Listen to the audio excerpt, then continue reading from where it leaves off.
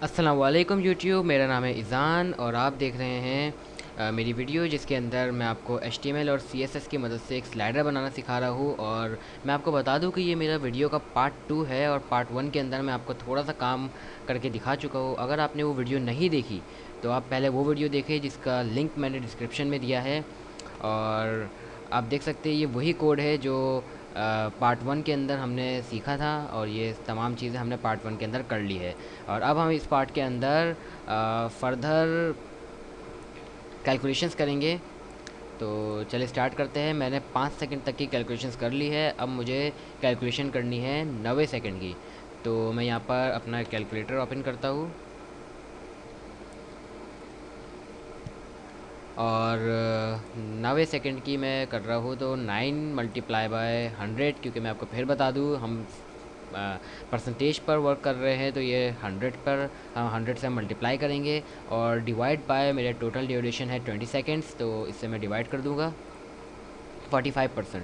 इसका मतलब जब 9 सेकंड गुजर चुके होंगे मेरे स्लाइडर को स्टार्ट हुए तो उस टाइम जो परसेंटेज होगी वो होगी 45%।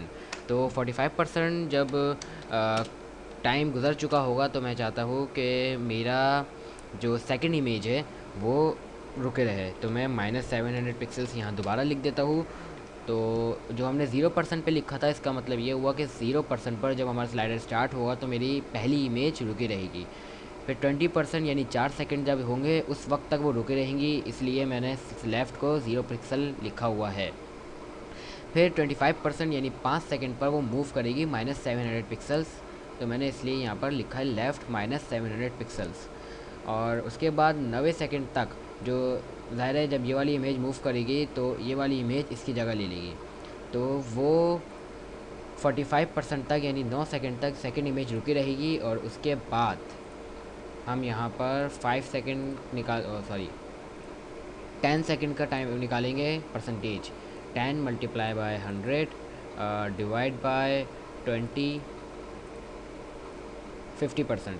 इसका मतलब जब 10 सेकंड गुजर चुके होंगे हमारे स्लाइडर को स्टार्ट हुए तो उस टाइम जो परसेंटेज होगी वो होगी 50%। और मैं चाहता हूँ कि इसके अंदर मेरी इमेज -1400 पिक्सल मूव करे। तो मैं आपको बताता हूँ कि 1400 क्यों है, क्योंकि मेरी पहली इमेज का जो विथ था वो 700 था और दूसरी का विथ भी 700 था। तो अगर हम 700 प्लस करें तो वो 1400 होता है, इसलिए हमने यहाँ पर 1400 लिखा है। और ये माइनस साइन इस बात की तस्दीक करता है कि ये नेगेटिव डायरेक्शन में मूव करेगा। और अब तक हमने 10 सेकंड तक की एनिमेशंस लिख ली है और हम 10 सेकंड रहते हैं। तो अब हम निकालते हैं 11 12 13 14 सेकंड के ऊपर क्या परसेंटेज होनी चाहिए। तो 14 multiply by 100 divide by 20 seconds 70। इसका मतलब जब 14 सेकंड गुजर जाएंगे हमारे एनिमेशन को स्टार्ट हुए तो उस टाइम 70% होगी। और उस पर मैं चाहता हूँ कि मेरी दूसरी इमेज रुकी रहे तो तीसरी इमेज रुकी रहे तो -1400 पिक्सल्स। और अब मैं चाहता हूँ कि ये 16वें सेकंड पर मूव कर जाए, सॉरी 15 सेकंड पर मूव कर जाए। तो अब मैं यहाँ पर 15 का टाइम निकालूँगा। 15 multiply by 100 divide by 20 seconds 75%। तो इसका मतलब ये हुआ कि 75% पर हमारा टाइम होगा 15 सेकेंड। और इस पर मैं चाहता हूँ कि मेरी इमेज मूव करे -2100 पिक्सल्स। इसमें मैंने 700 पिक्सल्स फिर से प्लस कर दिया है क्योंकि मेरी तीसरी इमेज की विड्थ भी 700 पिक्सल्स है।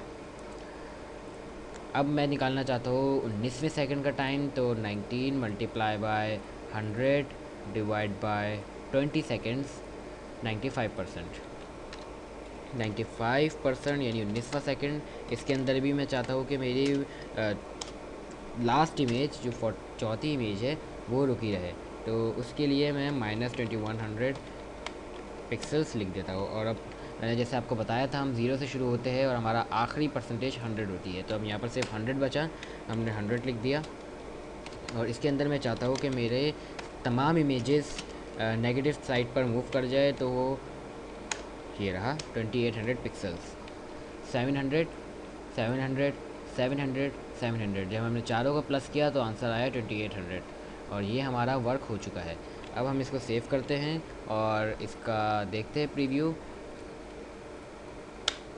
Save, refresh. आप देख सकते हैं कि मेरा स्लाइडर स्टार्ट हो चुका है और हम इंतज़ार कर लेता हूँ थोड़ा सा।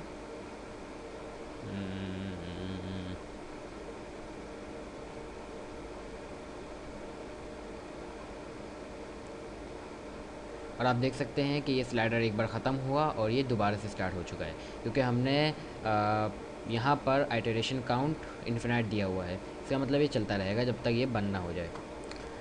तो यहाँ पर हमारा स्लाइडर मुकम्मल हो चुका है। बस अब एक थोड़ी सी फिनिशिंग करनी बाकी है और वो ये है कि हमारे तमाम इमेजेस इस वक्त नज़र आ रही है, जबकि पार्ट 1 में जो मैंने आपको डेमो में दिखाया था उसके अंदर सिर्फ वो इमेज शो हो रही थी जो उस वक्त स्लाइड हो रही थी। तो उसके लिए हमें थोड़ा सा काम करना पड़ेगा और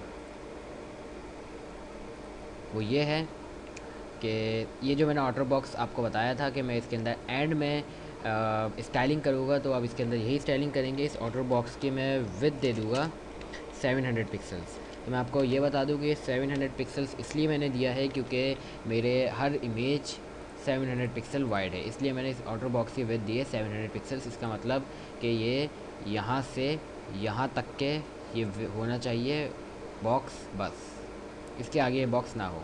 और इसके साथ साथ मैं एक प्रॉपर्टी और लिखूँगा, ओवरफ्लो, जिसकी वैल्यू में दूंगा हिडन। इसका मतलब इस बॉक्स यानी इस 700 पिक्सल से बाहर जो कुछ भी है वो हमें नज़र नहीं आएगा। और हमें इसको रिफ़्रेश करता हूँ और आप देख सकते हैं कि तमाम चीज़ें गायब हो चुकी है, सिर्फ हमें वो नज़र आएगा जो इस बॉक्स के अंदर है। और ये सेम वही स्लाइडर है जो मैंने आपको डेमो में दिखाया था। इसके डेमो में बस मैंने इसको थोड़ा सा अलाइनमेंट दी थी और मैं आपको वो भी बता देता हूँ कि हम अलाइनमेंट किस तरह से दे सकते हैं। तो उसके लिए मैं इस ऑर्डर बॉक्स के अंदर एक मार्जिन सेट कर दूँगा जिसकी वैल्यू होगी ऑटो सेव। मार्जिन ऑटो से क्या होता है कि वो आपकी इमेज को सेंटर में ले आता है। ये देखिए मेरी इमेज सेंटर में आ चुकी है। और अब अगर मैं देखूँ अपने कोड की तरफ तो मैंने इसमें कहीं पर भी ये नहीं लिखा कि ये ऑटो सेंटर में आ जाए, लेकिन मार्जिन ऑटो की वजह से ब्राउज़र को ये बात समझ में आ गई कि इस कंटेंट को उसे मिडिल में लेकर आना है।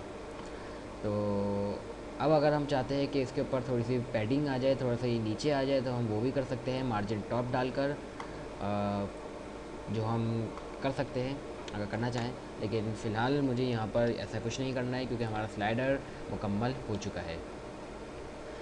तो आप देख सकते हैं ये चले जा रहा है, ख़त्म नहीं हो रहा। अगर आपको मेरी ये वीडियो पसंद आई तो इसे लाइक करें और मेरे चैनल को सब्सक्राइब करें और कमेंट में बताएं कि आपको ये वीडियो कैसी लगी। और इंशाल्लाह मैं और वीडियोस बहुत जल्द अपलोड करूँगा। अब तक के लिए इतना ही। अल्लाह हाफ़िज़।